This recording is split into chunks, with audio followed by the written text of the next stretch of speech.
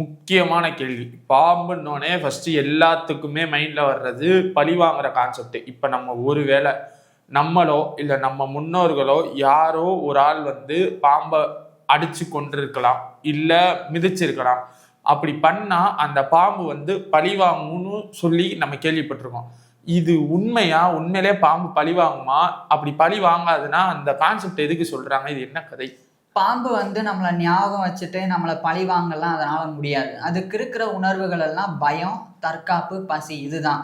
அது ஞாபகம் வச்சுட்டு இவங்களை பழி வாங்கணும் அப்படின்லாம் நினைக்கவே நினைக்காது. ஆனா தஞ்சாவூர்ல என்னுடைய ஃப்ரெண்டு ஒருத்தவங்க இருக்காங்க. அவங்க வீட்டுல ஒரு பாம்பு அடிச்சாங்க. அடிச்ச உடனே அடுத்த நாளே கிட்டத்தட்ட 10ல இருந்து 15 பாம்பு வந்துருச்சு. அப்ப பழி வாங்காம எப்படி அது வரும் அப்படின்ற ஒரு கேள்வி இருக்கு.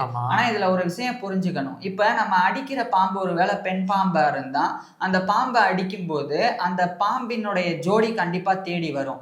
அது எதனால வரும் அப்படின்றத சொல்றேன். இப்ப அது மழை காலமாவோ இல்லைன்னா மழைக்காலம் முடிஞ்சு வெயில் காலமாவோ, அதான் வெயில் இப்பதான் ஆரம்பிக்குது, அந்த மாதிரி சீசனாவோ இருக்கும்போது அதுதான் பிரீடிங் சீசன், இனப்பெருக்க காலம். அந்த மாதிரி சூழ்நிலையில ஒரு பெண் பாம்பு நம்மளுடைய வீட்டுல வந்துருச்சுன்னா நம்ம அதை அடிக்கும் போது அது வலி தாங்க முடியாம அது ஒரு வகையான ஃபெரமோன்ஸை காத்துல பறக்கும். அந்த வாசனை இனப்பெருக்கத்துக்கு முன்னாடி என்ன வாசனை பரப்புமோ அதே தான். இப்போ அந்த வாசனைய ஆண் பாம்புகள் கண்டுபிடிச்சிரும் மோப்பம் பிடிச்சு. அப்ப நமக்கு தேவையான ஒரு பெண் அங்க இருக்கு அப்படின்னு நினைக்கும். அதனாலதான் பாம்பு அந்த வாசனையை வச்சுதான் தேடி வரும். தேடி நம்மளுடைய வீட்டுக்குள்ள நுழையுது. ஸோ நுழையும் போது அது நம்ம பழி வாங்க வந்திருக்குன்னு நம்ம தப்பா புரிஞ்சுக்கிறோம். ஆனா அது அதனுடைய ஜோடி தேடி வந்திருக்கு. இன்னொரு விஷயம் என்னன்னா, இந்த பாம்பை நம்ம அடிச்சு கொன்னுட்டா கூட 24 மணி நேரத்துல இருந்து 48 மணி நேரம் வரைக்கும், அதாவது சுமாரா ஒரு 2 நாள் வரைக்குமே அந்த வாசனை அந்த இடத்த சுத்தி தான் இருக்கும். அப்ப பல கிலோமீட்டர் தூரம் கூட அந்த வாசனை காத்துல பரவும்.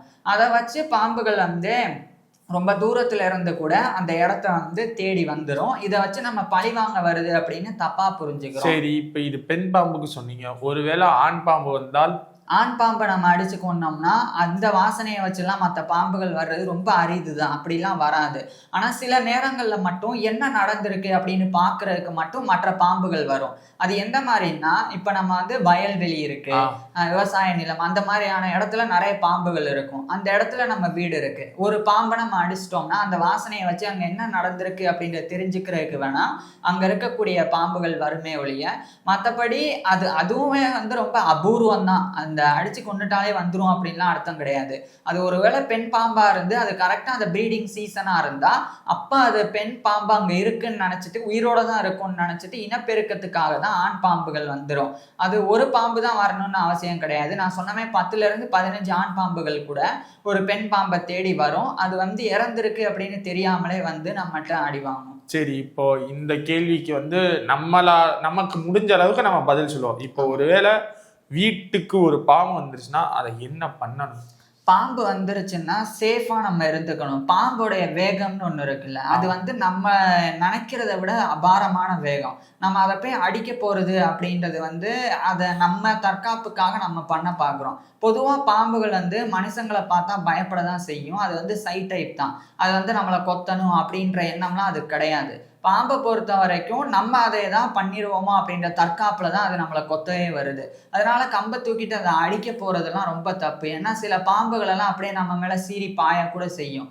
பாஞ்சு ஒரு வேளை நம்மளை கடிச்சிட்டா அது ரொம்ப பிரச்சனையா போயிடும். 15 நாள் ஹாஸ்பிட்டல்ல இருக்கிற மாதிரி வந்துடும்.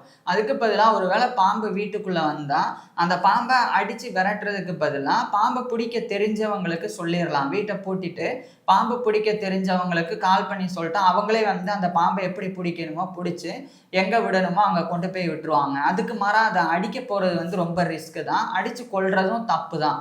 ஒரு உயிரினம் நமக்கு தொந்தரவு பண்ணுது அப்படின்றதுக்காகவே அதை அடித்து கொள்ளக்கூடாது. அது ஒருவேளை நம்மளை தாக்க வருது அப்படின்னா வேற. ஆனால் அது உண்மையில அதனோட குணம் அது கிடையாது. அது பயந்த சுபாவம் தான். மனுஷங்களை பார்த்தா அது பயப்பட தான் செய்யும். அதனால நம்ம விலகி இருந்து அதை போக அலோ பண்ணலாம். இப்போ வீட்டுக்குள்ள இன்னொரு வாசல் இருக்குன்னா அதை திறந்து விட்டு நம்ம விலகி நிற்கலாம். அந்த பாம்பு போறதுக்கு நம்ம தூரம் போயிடலாம். அது போதா அப்படின்னு பார்க்கலாம். ஒருவேளை வேற வழி இல்லை, உள்ள போயிருச்சு அப்படின்னா வீட்டை பூட்டிட்டு இந்த மாதிரி பாம்பு பிடிக்கிறவங்களுக்கு சொல்றது தான் எல்லாருக்குமே பாதுகாப்பு. ஓகே, உங்களுக்கு ஏதாச்சும் சொல்லணும்னு இருக்கா அப்புறம்? இல்லை. ஓகே, அடுத்த வீடியோவில் என்ன ப்ரோ பார்க்க போகிறோம்? அடுத்த வீடியோவில் மக்கள் என்ன கொஸ்டின் கேட்குறாங்களோ அதை பற்றியும் பார்க்கலாம். அதே சமயம் கிங் கோப்ராஸ் பத்தி இன்னும் சில சுவாரஸ்யமான விஷயங்கள் இருக்கு, மலைப்பாம்புகள் பத்தி இருக்கு, அதெல்லாம் பத்தி பார்க்கலாம்.